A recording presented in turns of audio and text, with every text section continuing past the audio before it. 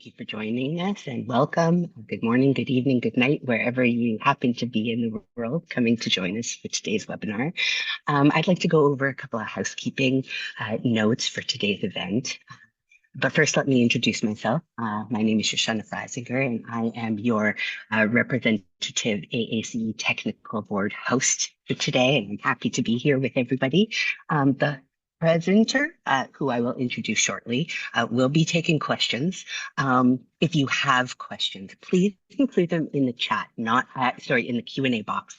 This gives everybody an opportunity to upvote them, and the ones that will be upvoted will be discussed during the session. So try to keep chat in the chat and questions in the Q&A box. We will be making sure that those questions are asked and answered during the presentation. Eric has been kind enough to keep this a little bit conversational for us, which is awesome. You are also going to be eligible for CU events at the end of this.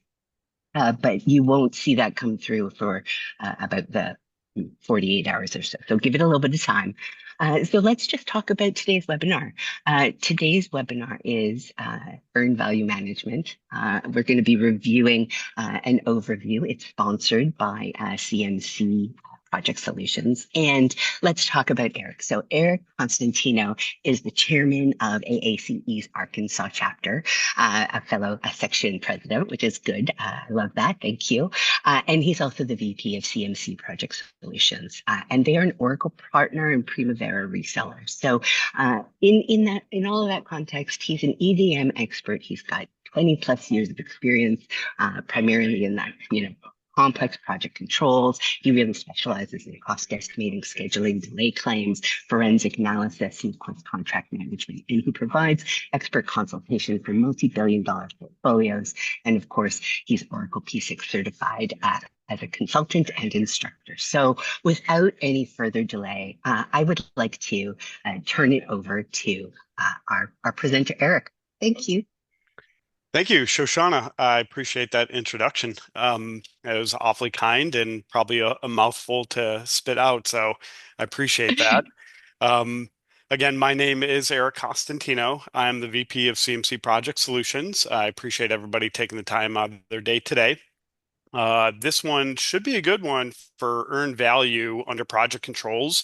So I have been an AACE member for almost 20 years now, and using those recommended practices as my Bible has always just kind of been at the forefront. So actually going in and utilizing it and then learning it, I realized that it just took me an impossible amount of time to actually realize what earned value was. So once the light bulb actually went off, it was like, whoa, it's actually a lot simpler. And maybe that's why it was so confusing for me in the beginning. So our presentation is going to be pretty straightforward. We're going to go through the introduction of myself. Shoshana, I appreciate you introducing me. We're going to go through the earned value management definition, why we even use it, what the requirements are for earned value management, and then what's new in EVM, and then we'll go through that Q&A session. I do love answering questions. I love challenges to problems that you guys may be facing. So whatever questions you might have, there's whatever scenarios, I'd love to try to dig into those, whether it be in this meeting or even afterwards. So my name is Eric Costantino. I have been doing this for 20 years. I started out as a cost estimator, doing design cost estimates, OPCCs, and really started kind of looking at what tools could help me use to do better cost estimates. So obviously started in Excel and kind of worked my way through the software world. And then was just staffed on a ton of projects and contracted for those 20 years, as well as doing Primavera training for the public class. So I was doing contract management things, project scheduling, some other estimating different types of things, integrations. But all in all, it just boiled down into everything under project controls. So I became a certified implementation specialist with Oracle and then moved out to Arkansas, where I started the chapter here that we're trying to grow. And one of my biggest passions is I'm also a licensed ham radio operator. passionate to the nerd level. So just a little bit about me to give you a framework of where I come from. So what is earned value management? It's simply a technique to measure our project performance. It's really the basic premise of earned value, that we're looking at the cost relative to the work that's been done. And we can use that assessment at any given time of our project, so long as you've set it up right. So there are fundamentals that you need to have in place in order for us to actually do proper earned value management. But the simplest way to think about this is, what did we actually deserve to get paid for building this in our project? Doesn't matter where we're at in the timeline, it's what we've actually built versus what's relative to the schedule and cost. It does require three basic elements. So we have the planned value, our earned value, and then our actual cost. These are the three boiled up requirements and elements that came from the main 32 original requirements. So Oracle Primavera, it does simplify this technique. So it allows the data that's already captured in your costs and resource loaded schedule to be earned value ready. So if you're already doing this in your schedules, chances are you already have automatic earned value happening. You just don't have the fields that you might have set up properly, or maybe a layout in Primavera that you have set up. There are fields in Microsoft Project as well to help you do earned value management. So they are very similar. This is primarily going to be based on Primavera, just because of my understanding of how it's captured. So your planned value comes from your baseline. Your earned value comes from your activity status. And then your actual costs come from your actuals, whether it come from your ERP or if you're actually actualizing your resources and expenses in P6 or even using Unifier. So this one's actually a really important graph that if you don't take a screenshot of it, I will be sharing this presentation out afterwards.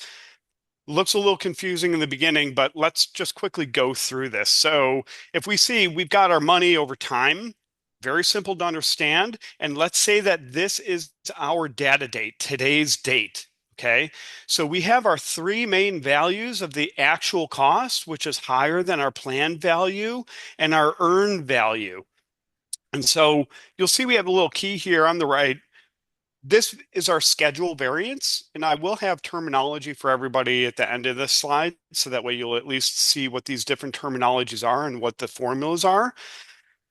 But it's pretty simple to understand. This is our baseline, and this is what we've earned. So this would be our schedule variance.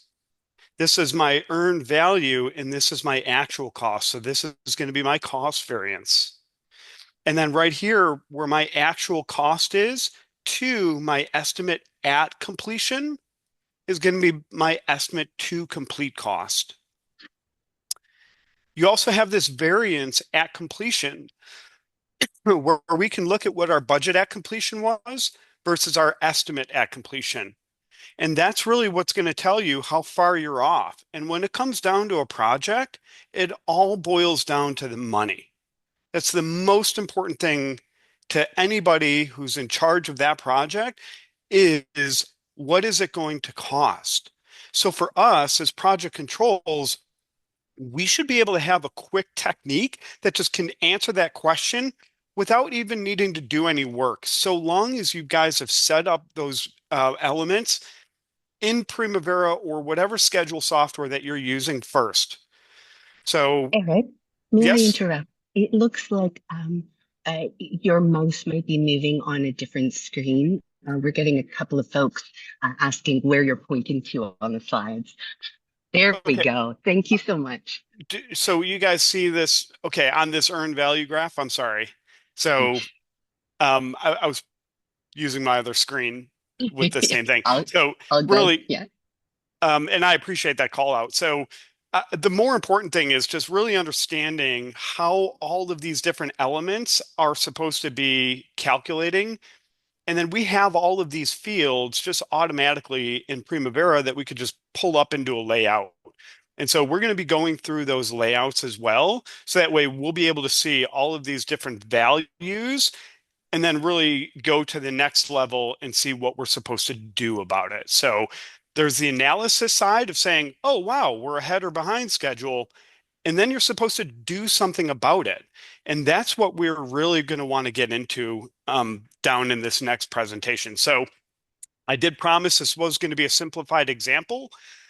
My example is going to be based on a 10-day project with 10 forms that are each going to be $100 per form.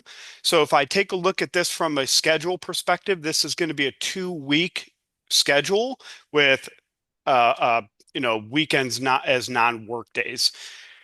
So one form per day, $100 per day, that is going to be our planned value. Very important. Your baseline should capture this. So we're going to say at the end of day 5, it should be that we have 5 forms completed. We're going to say today's date is the Friday at the end of the day. I should have $500 in planned value costs. So my forms should be $500. We're going to say that on day 5, I've only completed 3 forms, and we're going to say $100 per form. So our earned value is going to be 300. We're also going to say that we have a cost overrun. So on day 5, only 3 forms were completed, $200 for the first 2 forms, and $100 for the third form. Our actual cost right now at the end of day 5 is $500.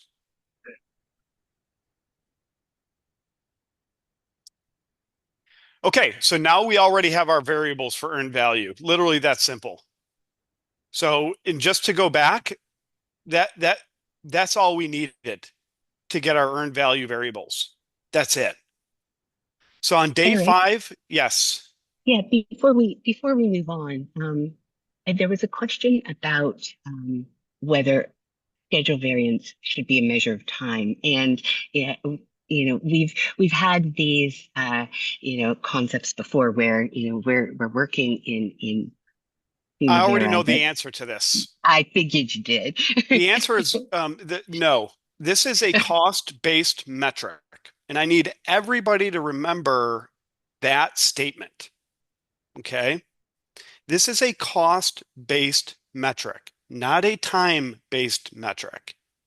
And one of the most important things that if you want to do a CEVM, a critical path earn value method, we're going to be able to just simply click a filter and get a schedule-based element. And that's an important thing to understand here because I've seen these discussions where people argue about this, and at the end of the day, this is a cost-based metric. Great question, Shoshana, and I kind of figured this was coming up. I hope I answered that question as well. You did, and you're right. It's a tough concept to reconcile that we're talking about time and money, but that's the way it goes for this, rather than earned schedule reporting, which is a whole other topic I'm sure we could go into one day. Which, I'd really kind of like to at least tap into in this presentation because Yeah, earned schedule is really a different way to look at it than earned value, which is our cost-based metric. And yeah, so, and that's really where, you as a scheduler can then use different um, simple filters in your schedule to just simply yeah. look at that, right? There's ways that you can look at your earned schedule. So, as I was saying, we now have those variables for earned value. So we have 200 for the first 2 and 100 for the third. 500 is my actual cost. And then we have the schedule variance, which is my earned value minus my planned value, which gives me minus 200, tells me I'm behind schedule. And then my cost variance, which is my earned value minus my actual cost, which is minus 200. That tells me I'm over budget. I'm not that smart, but I'm able to see right away that that's not good. And for me, it was the overcomplicating and overthinking that really drove me crazy to just simply understand how simple of a concept this is. That we're just looking at what our earned value of the cost was minus my baseline plan. And that's actually the main reason why we call this a cost-based measurement, is because our schedule variance is going off of what was supposed to be earned versus planned. And that's a cost metric. So,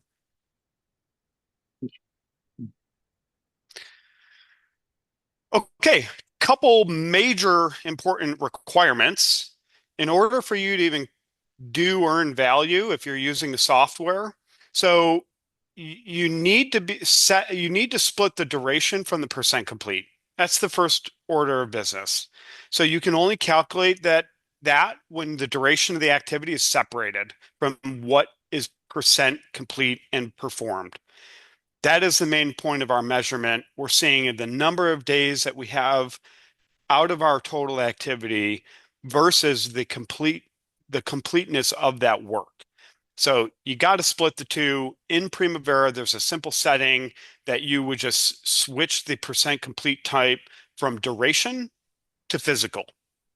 Simple as that. It's in the general tab of your activity. It's a per activity setting where you can go in and you just simply set that percent complete type to physical instead of duration. That I think ties to a question that's kind of come in, which is at what stage of the project would the earned value begin to be at par with actual cost?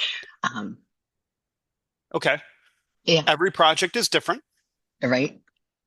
And so a planner, and this is the difference between a planner and a scheduler, a planner needs to be very aware of what level they're building their schedule at. Okay. Because this is the next part of this. Our level of details need to be at the appropriate level to actually make it make sense.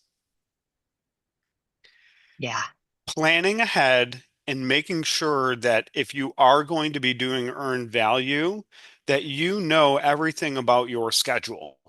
There may be some activities that you don't want to do earned value on that you're just simply going to link the duration and the percent complete together. Remember, this is a per activity calculation.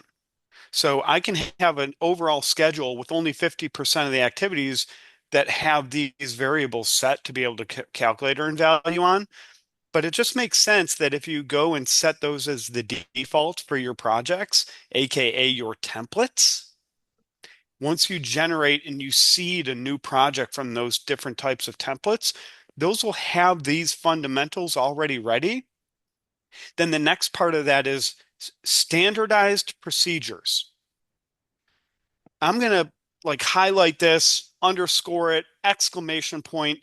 If you are doing anything as a project controls person in an organization and there are not a standard set of procedures and processes, then I would be highly concerned and I would raise that as being a high priority because an organization that doesn't have standards, then people are going to be doing things differently. And then people who are recipients of this information in an organization without standards cannot trust this data. yeah. You're so. Yeah, I love that point because you're right. The recommended practices for earned value, whether it's the EIA 748 standard or as the EVM group calls it, EVM light, that doesn't need to correspond to that. In either case, all of that philosophical uh, you know formula based knowledge has to be interpreted correctly into the way we deal with the mechanics of setting up our tool to make sure that it is giving us what we need against those recommended practices. And that's why I love that you're getting into this, and I want you to know you have a ton of questions coming through, but I want you to get through some of this so that we Okay. can let those get upvoted, and perhaps maybe some of those questions will be answered as you go through. So let's Okay, let's great. carry on. Yeah, Yeah. yeah, So And to that point, so standardizing is everything, and really that's why we have recommended practices. That's the same reason that we ask people to join the AACE, so we are speaking the same language. If I have a project controls team that's 50% knowing what they're doing and 50% have never heard of the same terminology, and we're all on the same project, that's not standardization. That's having to speak another language. And then you're having to spend time educating people instead of actually executing the project. And that to me is important, especially when we have executives that are relying on their money to be a return on investment. And as I had mentioned, yes, this is all good, but at the end of the day, it's for the return on the investment for the project. And so it's on us to make sure that we know what we're doing as a standard and a recommended practice. And that's why I preach the AACE. And that's why we also should have these same standards in the softwares that we're using and organizations for how you're doing work. So I love that point. And again, if there's any really good questions that you feel should be answered, definitely interrupt me. So. Yeah, we will carry on. Again, we're going to ask everybody to make sure that your questions are going into the Q&A because I see some in the chat, and we'll try to get to those as well. But please Q&A and upvote the ones that maybe already ask and answer some of your questions. Thank you. So Carry on. Let's yeah, let's go through this. as Yeah. recommended, so we should only have two open ends in a schedule. Okay, whether it's Microsoft Project, whether it's Excel and you created some weird macro or whatever, you should always have a tight logic path in your schedule. So if you're going to be doing EVM, make sure that it's foolproof and that somebody like me can't beat it up and say, this doesn't make sense because there's missing logic. Also, standardize your data date progress updates. So if it's a weekly update, don't be updating daily and then monthly and then here and there. Everybody should have a standard update frequency for every single one of your data date progress updates. Most of the time, that's required in a specification. Like Caltrans, it's a monthly schedule update. So every month, no fail on the 21st, get all of our schedule updates. Next one, you must create and assign a baseline to the schedule for PV. In Oracle Primavera Cloud, if there's no earned value baseline set, certain fields might use those planned dates instead of baseline data as part of the calculations. So set a baseline, make sure, but you should be setting baselines in your schedules anyways. That is good practice and standardization. Okay, here's the cool part, a little history of EVM and why I talk about Primavera so much. Well, that's because one of the founders helped write the book on earned value project management in the 1990s, but it really started in the early 1900s to look at in the industry and the industrial construction to find out the actual earned work.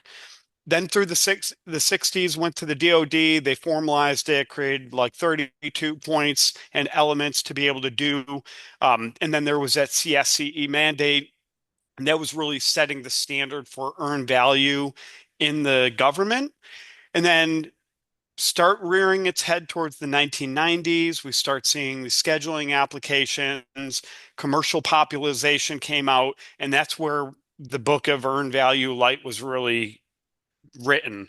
And Joel Koppelman, obviously one of the original founders of Primavera, was the one that wrote that book. And that's why Primavera is so kind of earned value heavy and why I'm such a big fan of it.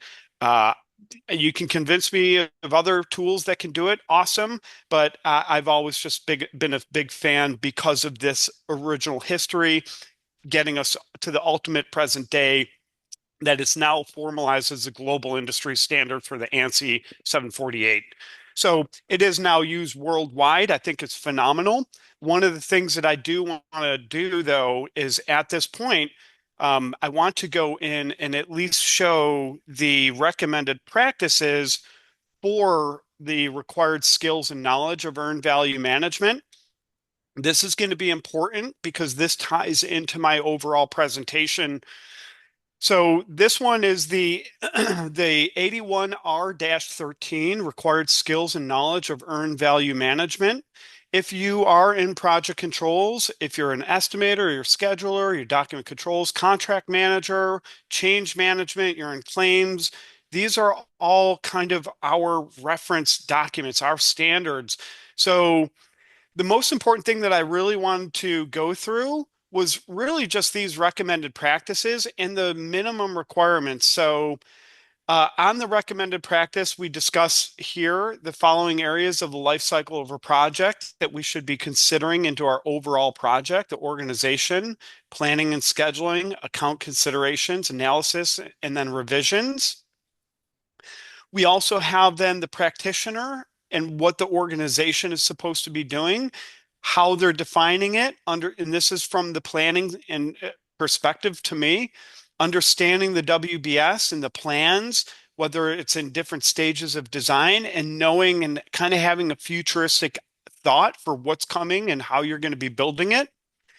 Next, that practitioner should be assisting in the initial plan and scope development of the project, building out that WBS, organizing the activities and the correct constructability, coordinating with the cost estimator, because he's the one that won the project.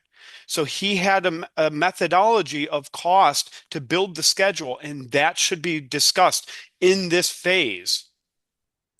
Here are the required skills and knowledge. So you should understand the basic principles of critical path method for project schedules. This means the forward and the backwards pass, AKA the +1 and the -1 method. Okay. I've seen some bad habits going out there, teaching some pretty confusing CPM methodologies, but at the end of the day, my favorite is the +1, -1. There are others. I'm not going to be biased. I'm just going to say that's my favorite. This includes familiarity with the analytical aspects for schedule analysis, including knowledge of how critical path is calculated and schedule float management. You should also know the differences between float and their impact on the critical path. Go ahead, Shoshana. I was going to say it would stand to reason, going back to your earlier example of how many units we got done per day, that our approach to calculating that needs to align with that CPM, right? That's exactly it. That's exactly it, which is why this is such a fundamental of Yeah. EVM.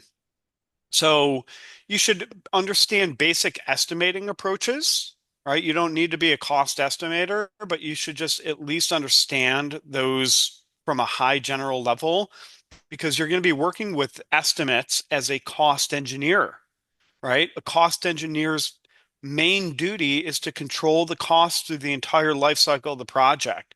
The cost estimator is the one to win the project and hope that he actually got it close to, what they're actually going to do it at, which is a class 1 cost estimate, class 1 or 2. So, and those are other recommended practices that I would recommend you guys dive into and at least start learning about.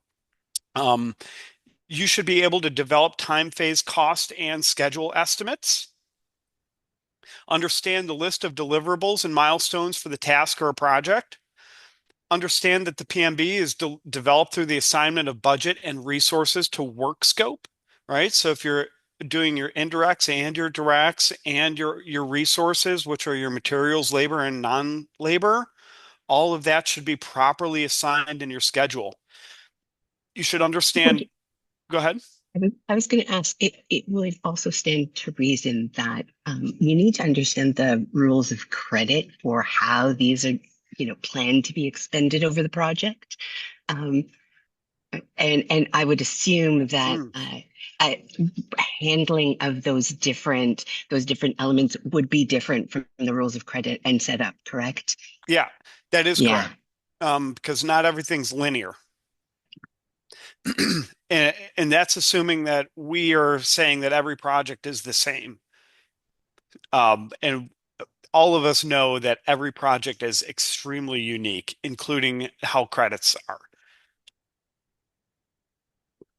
So really the main thing was to just go through what these basic required skills and knowledge are from this 81R13, and then really understanding the 82R13 and how that is, because really 81R13 goes into like EVM Lite, as you had said, where we're just looking at the planned value, the earned value, and the actual costs versus the actual 82R13, which goes into the actual EIAC organization development of from TCM for all 32 of those EVM points. So this recommended practice goes into a lot more detail. I'm not going to go through all 32 of the guidelines. However, if you are an AACE member and you do have access to this recommended practice, I would just go through this and just digest it,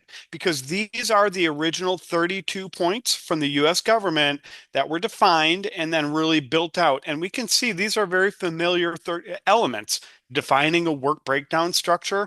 I do that almost every day when I'm building a schedule. Identifying organizations, that is our OBS in P6 and Primavera. Integrating subsystems, identifying overhead control, integrating the OBS and the WBS, scheduling work. These are all main points of just delivering a project. So it's really kind of conducive to you to go through, digest this information of all 32 points, because again, I'm trying to keep my presentation simple here, and this would super complicate it. But again, this would help you understand that history of EVM and why we use the certain tools that we use today, and how it's became so simplified and easy for us to be able to just do it automatically now. So, hope that was insightful for people that may have found it insightful. I'm going to go back to the presentation and kind of continue. Did we have questions, Shoshana, at that point that are We have so many, but I think let's carry on through, oh, okay. and I'll kind of punch them out to you as they kind of sit. How's that sound? Love it. Love it. Okay. So wanted to go into that history. So that's really why I like Primavera. And the fields that I'm now going to show are really going to be based on how you can do two major things. So one is going to be the analysis side, and then the other one's going to be the decision point side. And these layouts, these are the columns that you're going to want to add into your Primavera layout.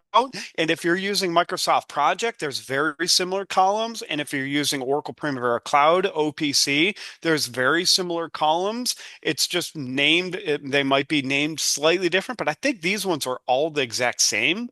So this is another great way to take a screenshot of these layouts, because once you have those layouts saved, you can call up those layouts at any given time of your project and answer a question for where are we at.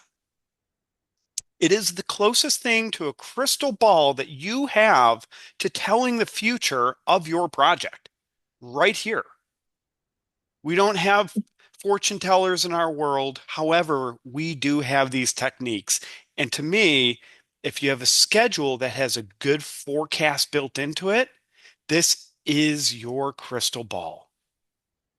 You've kind of covered the answers in general to a number of questions, but I'm going to kind of consolidate them for some specific examples, because we've talked, you talked about making sure that we've got the right structure and the right detail and understanding that development. And so some of the questions relate to how do we specifically apply EVM to the level of effort type activities such as project management, design, or engineering.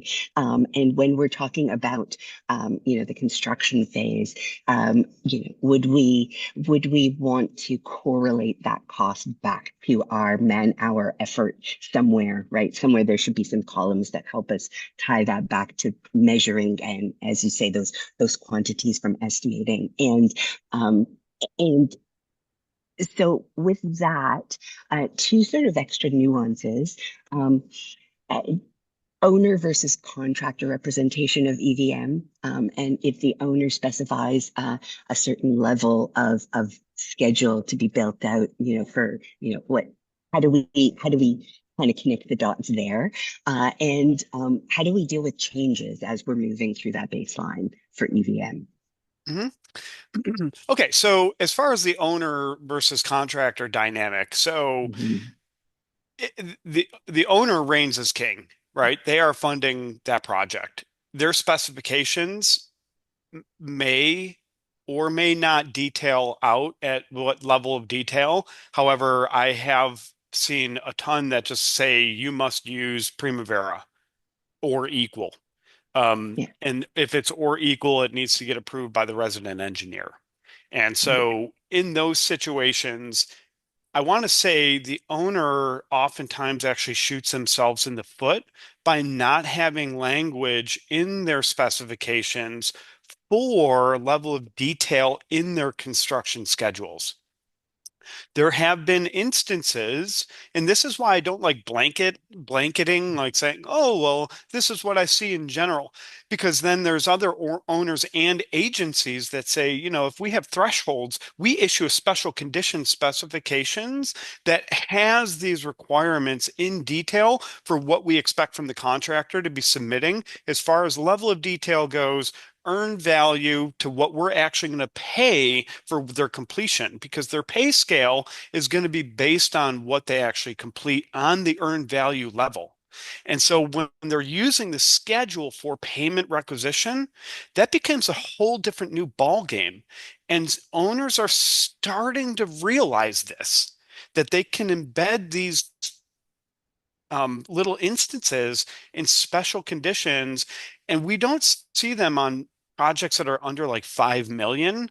It's almost, because we're going to get charged extra for management from the contractor right. for doing this additional work for earned value and earned schedule and things like that.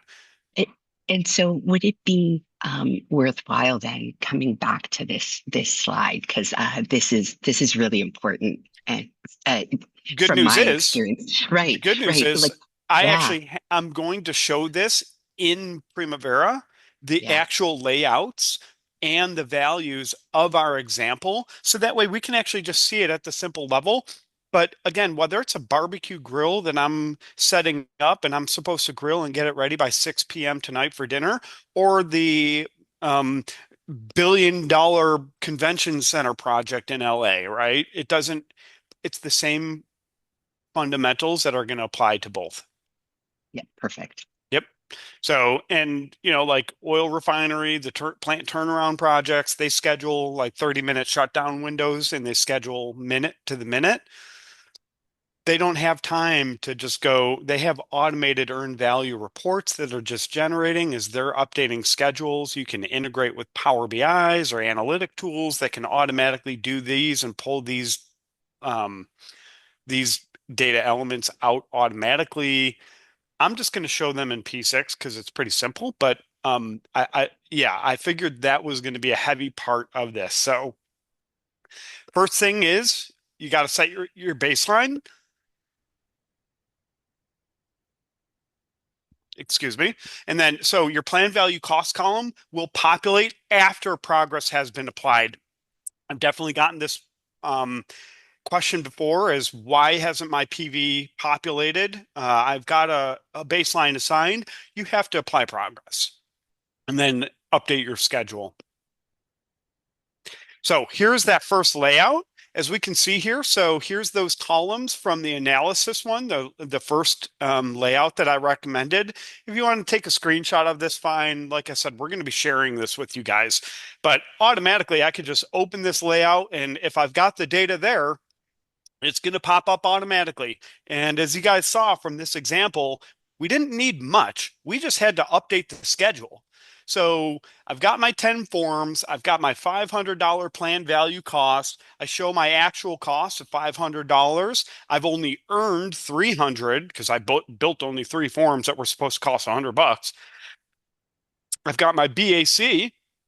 That's $1,000. Remember, the end of day 10, we were only supposed to spend $1,000. If I'm a homeowner and I go over $100 for something, I'm going to be micro analyzing why I spent an extra $100. So this is where you would see what your original budget at completion would be. And if you remember that cool little slide with all those lines all over it to be confusing, that was that BACE element. My schedule percent complete's telling me that I should be 50% complete done with my project right now, but I'm not. I'm only 30% done. This performance percent complete could be based as your schedule metric. Okay. That is the schedule metric, not this, not the, not any of the other ones for earned value. So, and then we obviously have our start and finish, and then our baseline start and finish. And then I've got my lines here that are showing us obviously the deviation from my baseline to my current based on me being on day 5. So PV 500. Only 3 forms were completed. For the first 2 forms, my actual cost of 500. I spent $500 to complete $300 of work. Therefore, my earned value is $300. The schedule variance is the difference between what was earned and what was planned.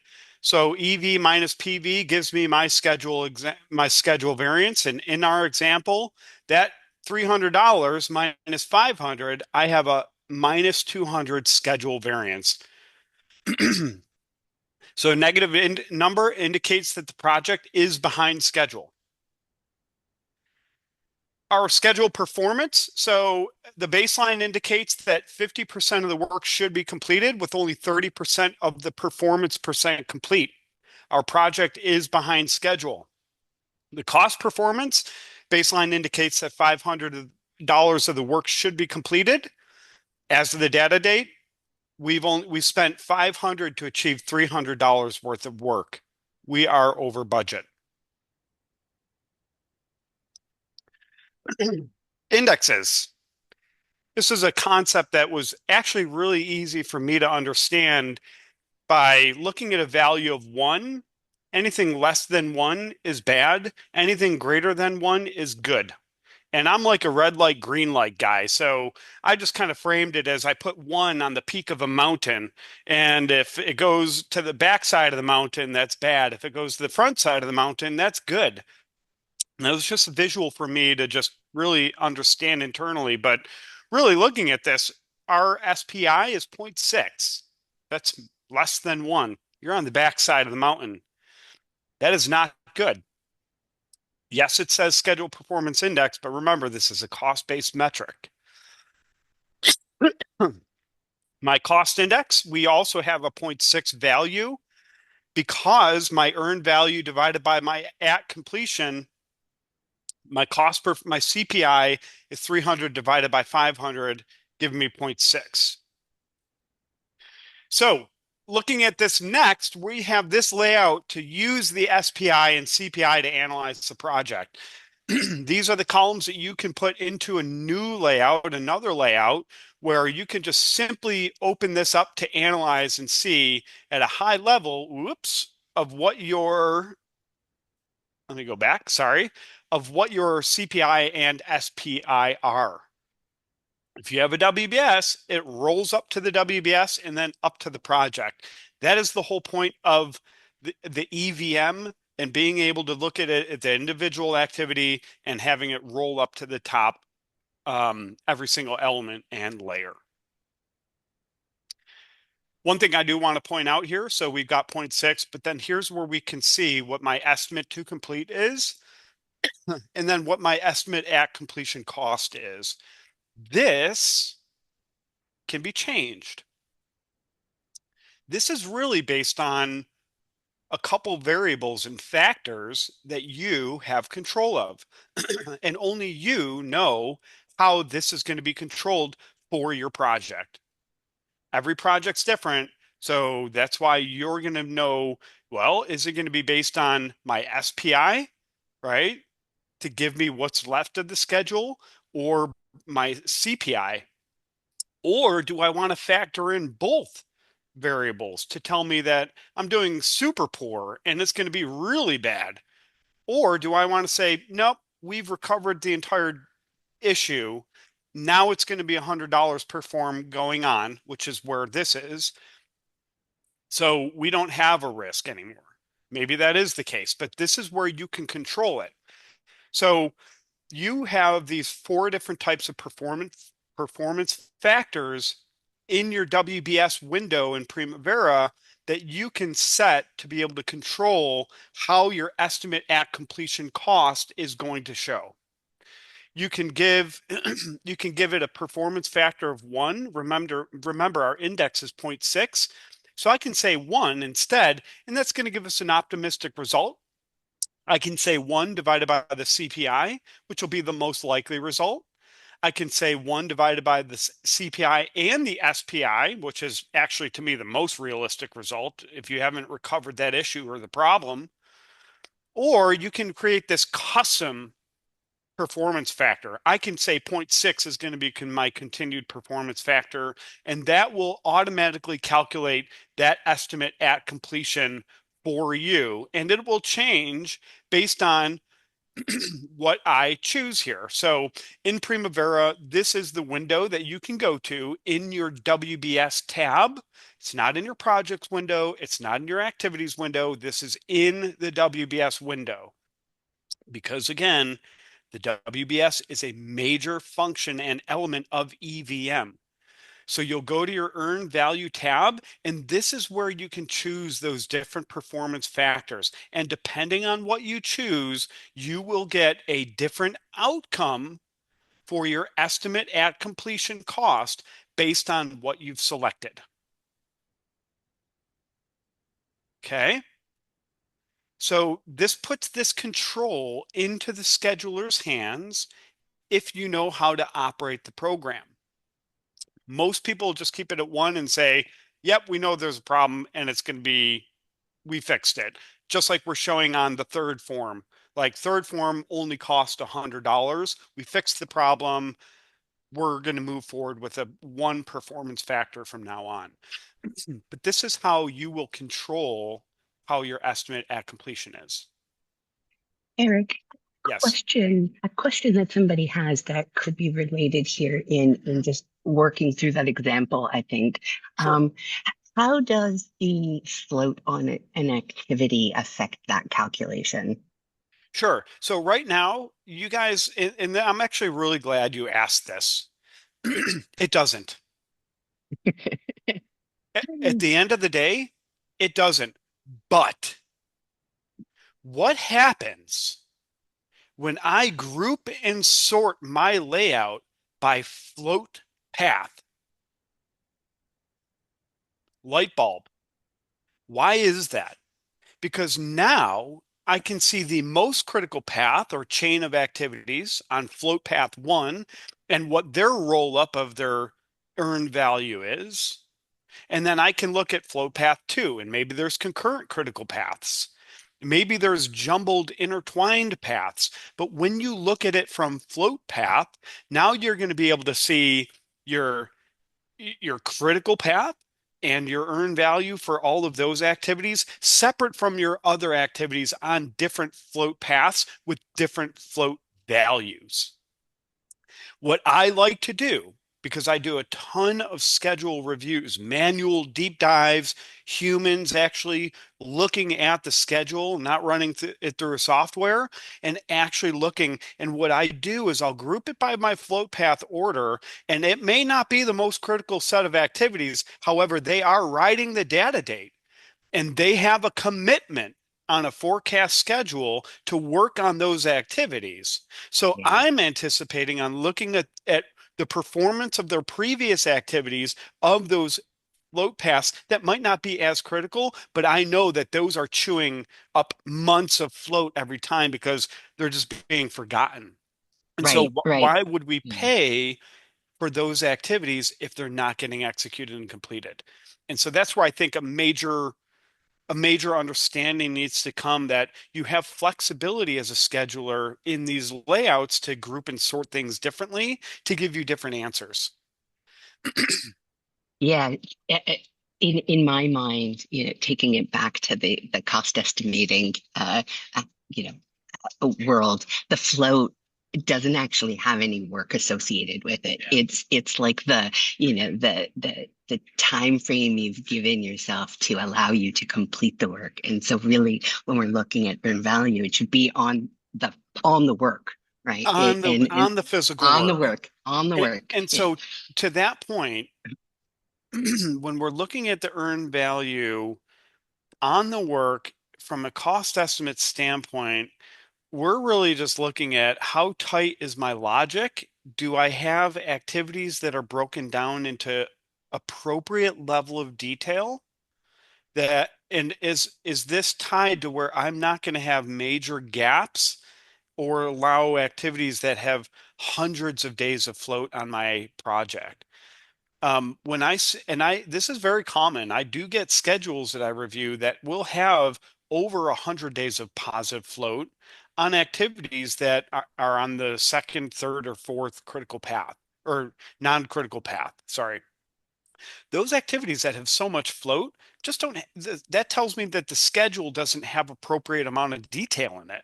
Well, why doesn't it? Well, that's because the owner put a cap on the number of activities that you're allowed to have in a schedule. And you're building a 3-year, $150 million project, we're going to see some weird situations where you're going to have to look at these in a different light and say, Mr. Contractor, can you provide us better forecast dates for these types of activities instead of just allowing them to get pushed by the data date? Because that does a disservice to the entire project delivery team, because here we're gearing up for when permitting needs to come, when fabrication is getting delivered to site, when we need security on site for specific things to make sure that the materials aren't getting robbed. There's a lot of variables and factors. So I know I'm kind of getting close here. I got 8 minutes left, so I'm going to try to zoom through the rest of it. Here's the I meat and was, potatoes, though, right? So yeah. this is really how your performance factors affect it. So the key concepts are perform earned value analysis to compare the budget cost and the actual work to the cost. Calculate the PV, EV, and AC to determine how much work should have been completed, how much work was completed, and how much was the completed work cost to build.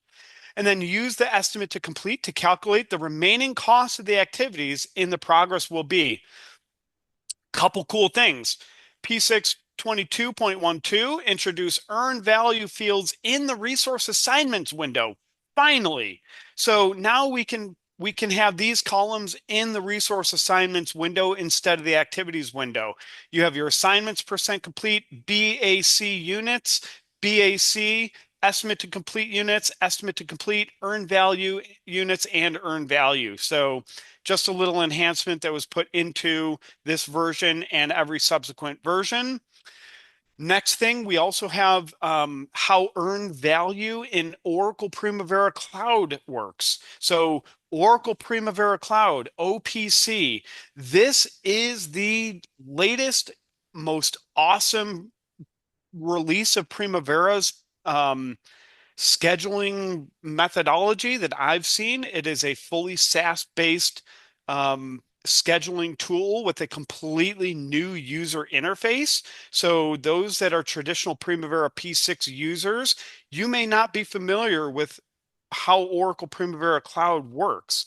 So Oracle Primavera Cloud is a new platform. It's awesome. There are a ton of awesome enhancements that are coming down in the future for OPC, things that you would be dreaming of in P6 EPPM. And these are all coming to light. Ton of people already using OPC, so I'm not surprised that people in this are already kind of aware of how it's done in P6 or I'm sorry, Primavera Cloud. So there is a nice video here that I've included. You can click this link here. It's an 8 or 10-minute video from Oracle that will show you EVM made simple in OPC with a walkthrough of those fields and how they do it there. We also have EVM in Primavera Unifier. So when you integrate Primavera with Unifier, you now will have that in your activity sheets and your earned value analysis for your payment requisitions for your contractors. This is like a game changer because now it's not done manually. And so now our contracts management team who's involved on the accounting side can work on the payments. They know that the what's actually been built, we're not getting queried all the time for what needs to get paid for. It's automatically now integrated. So a lot of cool things with how EVM has been progressing through Primavera. And again, this is a clickable link, so when you guys get the presentation, you should be able to just click that and take it. This is our terminology sheet. So if you want to take a screenshot of this terminology sheet, you'll see that we have all of our field names and our calculations that are associated with every one of these fields. So just a really good, helpful, cheap, even if somebody starts spouting off all of these acronyms and you want to challenge them, you can start kind of using this. Look at your cheat sheet. Oh yeah, the cost variance index. Oh, I'm totally aware of that. That's the cost variance divided by the earned value. How did you not know that? Um, yeah, I like to play those games. So if it's helpful, here you go. Here's all the terminology for EVM. I know we've got 4 minutes, which left us almost no time for questions. But again, maybe I'll go to like this screen. Here's my LinkedIn. I would love for you guys to ping me, maybe set some time aside. I'd love to meet you guys all. Even if you need a consultation, you just need to speak to somebody, you want help with standards. We do staffing, we do scheduling, and everything in between. And again, we sell Oracle Primavera products. So if that's anything that anybody's looking for as well, we're happy to kind of help in the full spectrum and scale of project controls. Yeah, thank you, Eric. We took a number of questions during, but there were a truckload of questions both in the chat and the Q&A. Perfect. After the session, I know you've agreed to accept them and answer them at a later date, and those Sure. can be included with a copy of the presentation through headquarters. Thank you so much, and thank you to CMC for hosting this. Thank you everyone for joining. I believe there might be a survey link at the end. If you could please, complete that, and we'll see you another time. Thank you again. Yeah. Thank you, Shoshana. Thank you, everybody from the AACE. As I had mentioned, please reach out. I'd love to meet you all, and any questions that you have, I'll work on getting them answered as soon as possible. Yeah, beautiful. Thank you again.